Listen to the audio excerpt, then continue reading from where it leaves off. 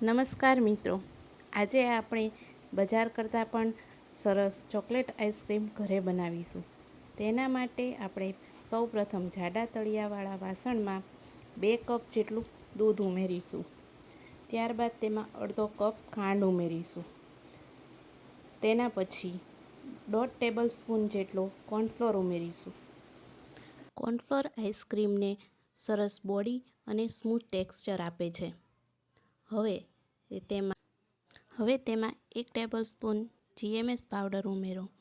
GMS આઈસ્ક્રીમમાં હવા જાળવી રાખવામાં મદદ કરે છે, જેના કારણે આઈસ્ક્રીમ વધુ ક્રીમી અને સોફ્ટ બને છે. ત્યારબાદ તેમાં ચપટી CMC પાવડર ઉમેરો.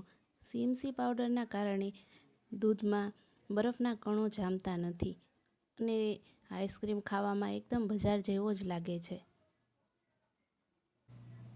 હવે તેમાં 3 ટેબલ સ્પૂન કોકો પાવડર ઉમેરો. કોકો પાવડર જેટલો સારી ગુણવત્તાનો હશે તેટલો જ આઈસ્ક્રીમનો સ્વાદ ખૂબ જ સરસ આવશે. કોકો પાવડર અનસ્વીટેડ જ લેવાનો છે, કારણ કે દૂધમાં આપણે તેના ભાગની ખાંડ ઉમેરેલી જ છે. કોકો પાવડર બજારમાં ખૂબ જ સરળતાથી મળી રહે છે અને ઓનલાઈન પણ આ ખૂબ જ સરળતાથી મળી રહે છે. હવે આ બધી સામગ્રીને વિસ્ક અથવા ચમચાની મદદથી સારી રીતે મિક્સ કરો, જેથી કોઈ ગાંઠ ન રહે. બધી વસ્તુઓ સારી રીતે મિક્સ થઈ જાય પછી તપેલીને ગેસ પર મધ્યમ તાપ પર મૂકો. સતત હલાવતા રહો, જેથી મિશ્રણ તળિયે ચોંટે નહીં. ધીમે ધીમે મિશ્રણ ગરમ થવા લાગશે અને થોડું ઘટ્ટ બનવાનું શરૂ કરશે. સતત હલાવતા રહો. લગભગ 5 થી 7 મિનિટ પછી કસ્ટર્ડ જેવું થઈ જશે. જ્યારે મિશ્રણ ચમચાની પાછળ ચોંટવા લાગે અને થોડું જાડું દેખાય, ત્યારે ગેસ બંધ કરી દો. હવે આ મિશ્રણને સંપૂર્ણપણે ઠંડુ થવા દો. ઠંડુ થઈ ગયા પછી એરટાઇટ ડબ્બામાં ભરી અને 6 થી 8 કલાક માટે ફ્રીઝરમાં મૂકી અને જામવા દો.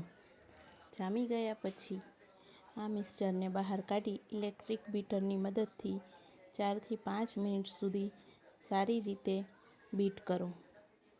બીટ કરવાથી તેમાં હવા ભળે છે અને આઈસ્ક્રીમ વધુ ક્રીમી અને સ્વાદિષ્ટ બને છે. ભરાયા બાદ તે અડધી તપેલીથી વધી અને પોણી તપેલી થઈ ગયો છે. હવે આ મિશ્રણને એરટાઇટ કન્ટેનરમાં ભરી અને ફરીથી ફ્રીઝરમાં 6 થી 8 કલાક માટે સેટ થવા માટે મૂકો. ત્યારબાદ આઈસ્ક્રીમ ખાવા માટે તૈયાર થઈ જશે.